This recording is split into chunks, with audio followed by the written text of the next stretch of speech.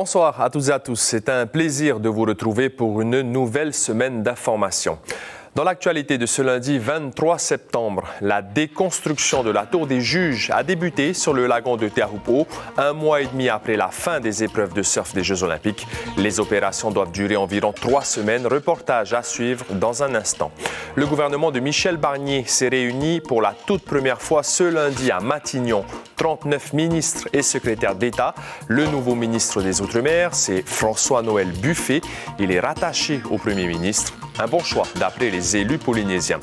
Les cheveux que l'on vous coupe chez le coiffeur et que l'on jette au bac gris pourraient être recyclés. La TSP travaille actuellement sur un projet pour des tapis absorbants à base de cheveux destinés aux garages ou aux entreprises d'hydrocarbures. 7 lots de 2500 mètres carrés chacun composent le futur lotissement agricole de Fakarava. Le terrain a été nettoyé, les parcelles attribuées. Les premières semences vont être plantées dans 2 ou 3 mois. L'objectif, développer l'agriculture dans les Tuamotu. Le concours de chant des voix des Outre-mer, la finale polynésienne a lieu demain soir au Petit Théâtre de la Maison de la Culture. 5 artistes vont tenter de décrocher une place pour représenter le Fénois lors de la finale nationale prévue en 2025. Pour parler de ce concours et des perspectives pour les chanteurs et chanteuses qui le remportent, nous accueillons en plateau l'organisateur Fabrice Di Falco.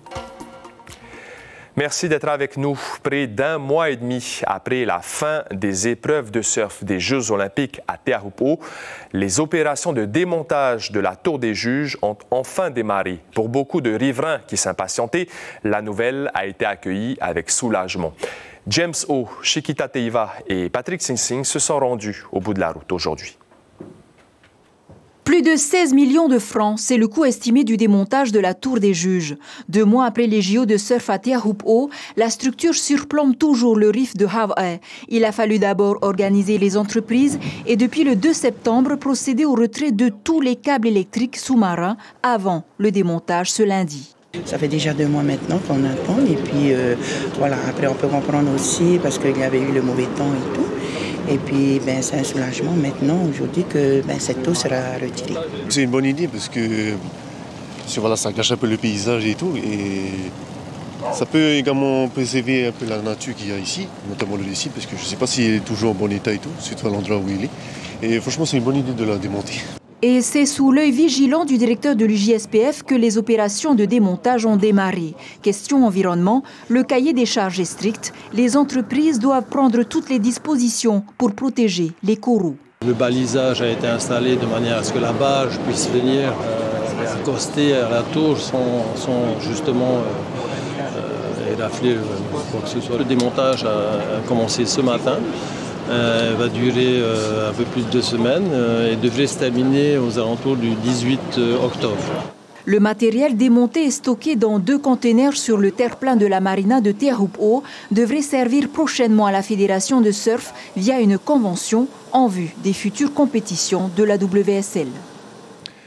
Cet accident de la route aujourd'hui, un jeune homme a été transporté d'urgence au CHPF du Taoné. Il serait actuellement en réanimation après avoir été percuté par une voiture à Pur'ei. L'adolescent de 17 ans était au guidon d'un vélo électrique. À Paris, les 39 ministres et secrétaires d'État du gouvernement de Michel Barnier ont officiellement fait leur rentrée ce lundi matin. Ils se sont retrouvés ensemble pour la première fois à Matignon. Direction ensuite leurs ministères respectifs pour les traditionnelles cérémonies de passation de pouvoir entre les sortants et les entrants. François-Noël Buffet prend donc la place de Marie Guévenoux aux Outre-mer. On l'écoute pour son premier jour rue Oudinot sur ses priorités. La résolution des situations de conflit en Nouvelle-Calédonie ou encore en Martinique fait partie de ses priorités. Chacun sait ici qu'il y a des situations de tension. Évidemment que je les connais et que ça va être la première des priorités, bien sûr. Et puis s'inscrire aussi dans le temps long, parce que je suis intimement convaincu et profondément convaincu, et pas par opportunité depuis longtemps, que nos Outre-mer et nos compatriotes d'Outre-mer sont une chance pour la France. Et au plan local, les réactions à la nomination de François-Noël Buffet sont plutôt favorables. Le nouveau ministre des Outre-mer présidait encore il y a peu la commission des lois au Sénat. Il est venu à Tahiti en avril dernier dans le cadre d'une mission d'information. Cybèle Plichard et Mirko Vonfo ont recueilli les réactions de plusieurs élus polynésiens. Un ministre des Outre-mer résolument à droite, alors que les élections ont donné une indication à gauche. Qu'à cela ne tienne, Moetai Broderson a déjà rendez-vous avec François-Noël Buffet début octobre. La situation antérieure était celle d'un ministère délégué inclus dans le ministère de l'Intérieur, ce qui avait été très très mal vécu par l'ensemble des Outre-mer à l'époque. C'est comme si on considérait les Outre-mer comme un trouble à l'ordre public. Et aujourd'hui, on voit que c'est un ministère de plein exercice rattaché au Premier ministre. Donc structurellement, il y a un progrès. Concernant le ministre en lui-même, c'est quelqu'un qui connaît les Outre-mer. Le sénateur Tevaro Fritsch y voit même un ami de la Polynésie française. Un ancien collègue sénateur qui devient ministre, une chance à saisir. Surtout que le dernier déplacement outre-mer de l'ex-président de la commission des lois était en Polynésie. Je sais qu'il a été très marqué positivement par son voyage. Il ne s'est pas contenté de venir à Tahiti ou Moorea. Nous sommes allés ensemble aux Marquises, à Mopiti. Il a pris le bateau jusqu'à Bora Bora et la mer était un peu gonflée. Je veux dire, il a vu la réalité du quotidien des Polynésiens. Dans les rues de Papeete, la nomination du gouvernement central laisse indifférent, ou presque. Honnêtement, je n'ai pas trop suivi. Vous avez des espoirs, des attentes ? J'espère qu'au moins celui-là nous écoutera. Mais il faut aussi qu'il faut un effort pour nous. Parce que ici, là maintenant, la vie ici à Tahiti aussi, c'est un peu haut. Même si les yeux de l'Hexagone sont rivés sur la crise en Calédonie, en Martinique ou à Mayotte, il faudra taper à la porte et défendre les dossiers. Évidemment, la cherté de la vie. Si au niveau du gouvernement central, on peut trouver des façons de nous aider, un fonds par exemple, ou des choses concrètes qui peuvent avoir un impact par rapport à la Polynésie, je pense que c'est la priorité qui est attendue par les Polynésiens. Nos députés de gauche comme de droite comptent bien se battre contre la baisse annoncée de 200 millions d'euros du budget Outre-mer en misant sur le dialogue et le travail. On va proposer un texte sur la réforme du calcul de la pension civile des fonctionnaires ultramarins en général et on va même démontrer que ça pourra apporter des économies à l'État. Je prévois de rencontrer dans quelques jours le ministre de l'Outre-mer avec éventuellement mes collègues parlementaires s'ils sont revenus sur Paris, pour qu'on puisse aller se battre pour non seulement maintenir nos crédits, mais en plus obtenir de vraies avancées dans tous les domaines sur lesquels on s'est engagé pendant la campagne. Les maires, eux, espèrent obtenir plus de compétences et une réforme urgente du Code général des collectivités territoriales. La Polynésie française sera-t-elle audible? Le gouvernement central résistera-t-il à une absence de majorité? Autant de questions qui viennent s'ajouter au combat des Polynésiens pour une société plus moderne et plus équitable. Et parmi les grandes attentes des députés ultramarins, le budget alloué aux Outre-mer en 2025. Cette année, il a déjà fait l'objet d'une diminution suite à un allègement du budget de l'État de manière générale en février. Le ministère a dû donc faire des économies. Suliane Favnek, bonsoir. Est-ce qu'on a des chiffres sur les crédits alloués aux Outre-mer en 2024 et qu'est-ce qu'on peut espérer pour 2025? Oui, Maroquier. Alors, les chiffres déjà de 2024, eh bien, le total normalement du budget des Outre-mer était de 2,8 milliards d'euros. Donc. Et puis, eh bien, il y a eu cette suppression de plus de 78 millions d'euros. Alors, cette baisse eh bien, concerne deux postes de dépenses, les conditions de vie des Outre-mer, c'est-à-dire tout ce qui est aménagement du territoire, politique du logement, continuité territoriale, et puis l'emploi en Outre-mer. Mais Suliane, ce budget pourrait être amputé encore un peu plus pour 2025. C'est en tout cas ce qu'a annoncé le nouveau Premier ministre. Et oui, et on l'a entendu effectivement dans le sujet. Normalement, le total du budget 2025 pour les Outre-mer eh bien, est de 2,7 milliards d'euros, sauf qu'on pourrait avoir cette diminution de plus de 200 millions d'euros. Mais attention, ici, c'est une annonce qui a été faite en fait dans un avant-projet présenté par le ministre de l'Intérieur de le Premier ministre, pardon. Et en fait, il va devoir présenter d'ici la fin de l'année le projet de loi de finances 2025. Et c'est à ce moment-là que les députés vont voter pour les crédits du budget, dont ceux des Outre-mer. Et pour ce qui est de la Polynésie, est-ce qu'on peut avoir des détails sur les dépenses de l'État? Oui, parce qu'en fait, c'est les chiffres que nous avons, nous, ces chiffres de dépenses de l'État. Alors, en 2023, ce sont les derniers chiffres que nous avons. Il y a plus de 210 milliards de francs qui ont été donc dépensés par l'État pour la Polynésie, ce qui est, vous le voyez, par rapport à 2022, plus de 5,5% en plus. Donc, c'est plutôt une bonne nouvelle. Alors, comment se partagent ces dépenses? Il y a 50% de ces dépenses qui sont liées à l'exercice des compétences du pays. Donc, c'est tout ce qui est santé, éducation ou encore culture. Il y a 43% des dépenses qui sont liées à l'exercice, cette fois, des compétences de l'État. Donc, c'est tout ce qui va être défense ou encore, par exemple, la justice. Et puis, 7% qui sont liés, cette fois, aux communes. Donc, c'est tout ce qui va être équipement ou abri. Alors, vous allez me dire, et en 2024, l'année n'est pas terminée, donc nous n'avons pas les chiffres pour 2024. Mais le Haut-Commissariat nous disait qu'on serait un peu dans la tendance de 2023. Donc, finalement, la Polynésie ne serait pas si impactée par la baisse du budget des Outre-mer. Et l'État continuera donc de soutenir le territoire pour 2024 et 2025. Merci beaucoup, Sulane Favnek. Une deuxième vie pour les chutes de cheveux collectées chez les coiffeurs. C'est le projet de la TSP, dont les services travaillent ensuite à la confection des tapis et des boudins absorbants pour les hydrocarbures. Ces produits seraient destinés aux garages automobiles ou au secteur pétrolier. Nicolas Suire, Jérôme Lee. Des cheveux courts amassés dans des collants pour en faire des boudins. Ils sont destinés à l'absorption d'hydrocarbures en cas de marée noire. Ils ont ainsi une deuxième vie. Les cheveux plus longs sont assemblés grâce à cette machine. Ils deviennent des tapis, là encore absorbants, pour les garages ou les ports, afin de contenir les fuites d'huile. L'idée, c'est de limiter au maximum les importations et de valoriser au max les déchets dont on ne fait rien actuellement dans les cheveux. En fait, les cheveux ils sont constitués comme des écailles, du coup, qui permettent aux molécules d'huile de se coller en dessous. Du coup, l'huile est absorbée dans le cheveu.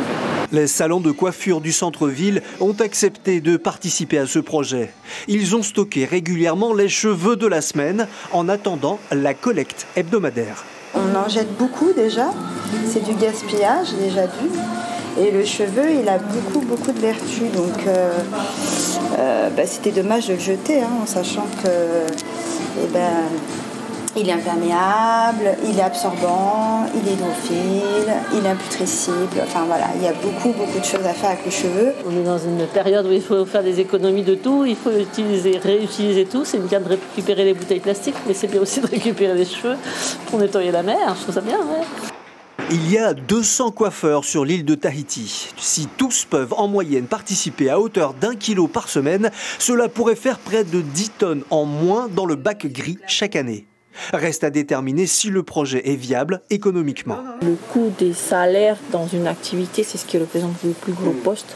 Donc l'objectif, c'est d'arriver à diminuer cette part-là, ou peut-être de trouver, aujourd'hui on est focalisé sur la partie absorbant hydrocarbures des cheveux, mais il y a peut-être d'autres pistes, et il y a d'autres pistes à creuser qui n'ont pas besoin en fait de cette phase de tri. La valorisation agronomique fait partie des nouvelles pistes identifiées. La TSP se laisse encore jusqu'au mois de mai prochain pour décider de réaliser ou non ce projet. Et 10 tonnes de cheveux dans les bacs gris au CET de Paihoro, c'est une goutte d'eau dans l'océan des 48 000 tonnes de déchets issus des bacs gris et enfouis chaque année.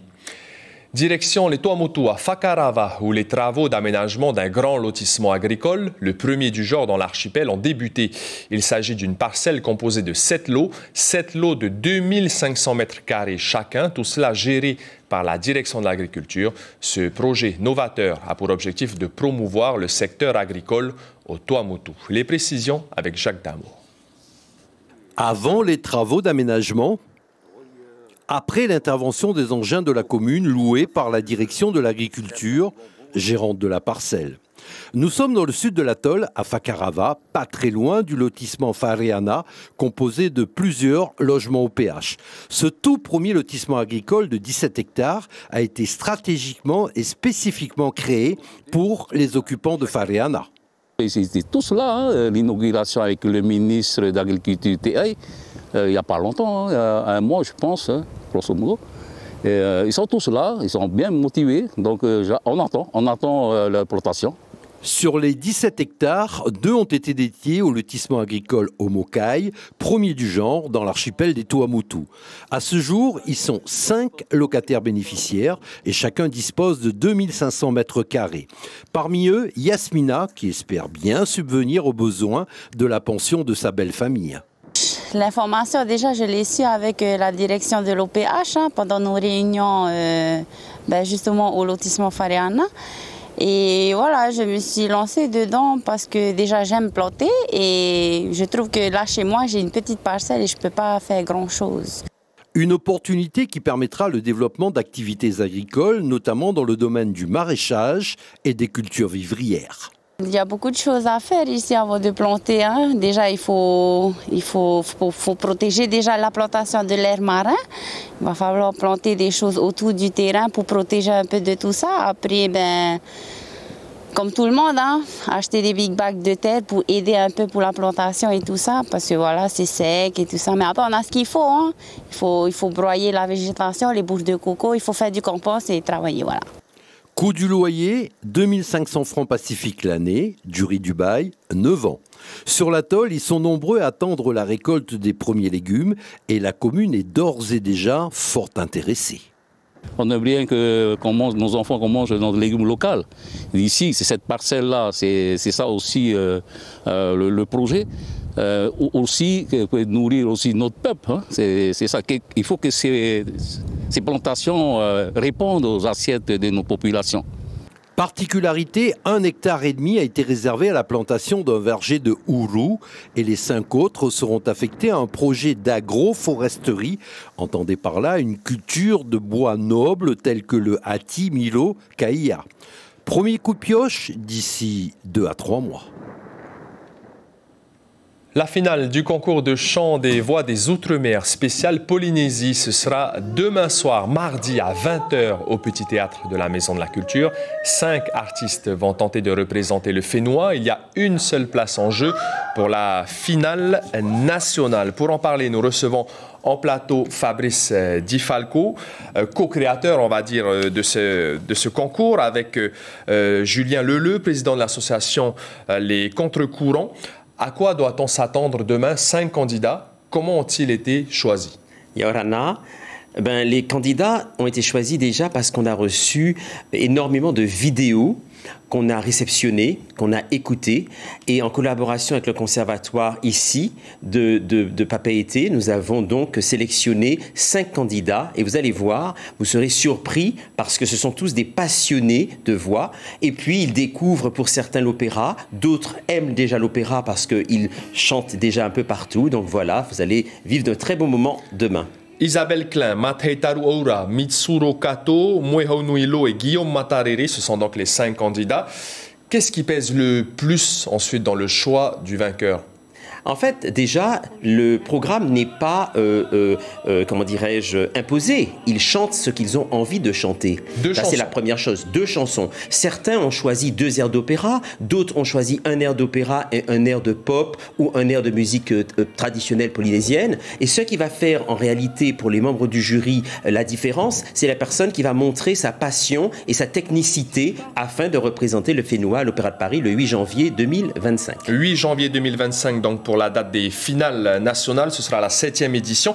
Le vainqueur ensuite de cette finale bénéficie d'un suivi d'une préparation pour se préparer justement à ces finales Outre-mer. Exactement, c'est-à-dire que dans l'originalité de ce concours Voix des Outre-mer, il y a des formations offertes aux candidats en amont du concours. Ensuite, il y a des formations qui vont continuer pour la personne qui va gagner et qui va représenter le Fénois le 8 janvier. Et après, qu'il ait gagné ou pas à Paris, on continue toujours à aider et accompagner. D'ailleurs, Axel Saint-Cyrel, qui a chanté la Marseillaise sur le toit du Grand Palais, est une Voix des Outre-mer qui a gagné l'année dernière. Luan Madame Pommier qui a fait l'ouverture des Paralympiques est une voix des Outre-mer aussi que nous avons continué. Donc si vous voulez, nous essayons toujours après le concours de leur offrir des masterclass, de leur offrir des opportunités à rentrer dans des conservatoires, quelquefois nationaux de région ou supérieurs, et puis de réaliser leur passion qui devient un réel métier.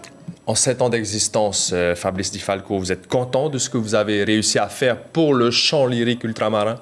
En tant que Martiniquais, c'est vrai que quand on a eu cette idée avec Julien Leleu de créer ce concours Voix des Outre-mer, avec cette association Les Contre-Courants, les gens nous ont dit « Mais est-ce que vraiment, c'est vraiment sérieux? Est-ce que les Outre-mer aiment chanter ?» Nous avons prouvé dès la première édition ici au Féunois, avec Tinalé et Maouta, qui a chanté un sublime « Laisse-moi pleurer » La Chakiopianga de Mendel, et qui, à ce jour, Alexandre Derneff, le directeur de l'Opéra de Paris, se souvient de cette jeune Polynésienne qu'il avait charmée par son timbre, par sa tenue et par sa voix lyrique. Donc évidemment, nous avons eu raison de créer ce concours et nous sommes en partenariat avec France Télévisions et le pôle Outre-mer et Polynésie la première. Justement, la finale Polynésie sera diffusée en Facebook Live sur Polynésie la première et ce sera à 20h au Petit Théâtre de la Maison de la Culture. C'est déjà complet, les places étaient gratuites.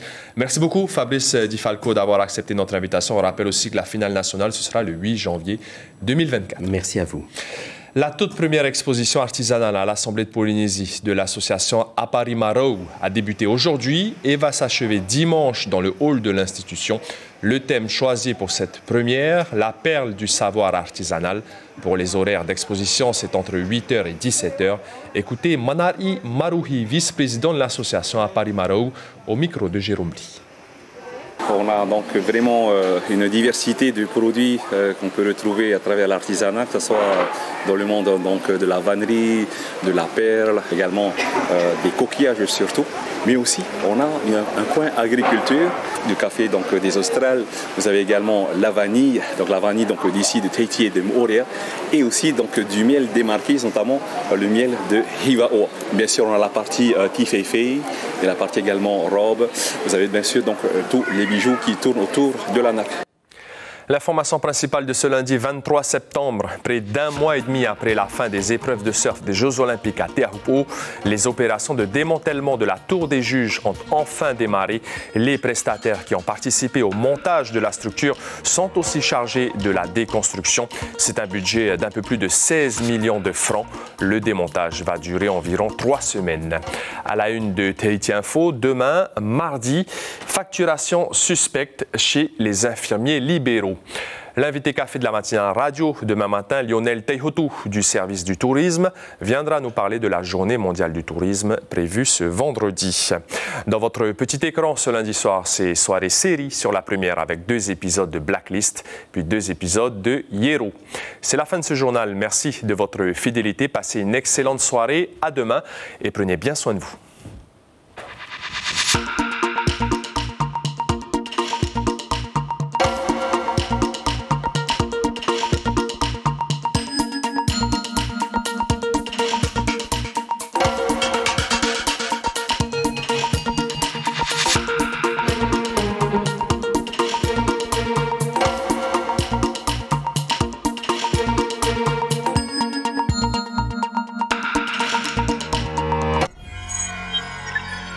Retrouvez ce programme en replay sur notre site internet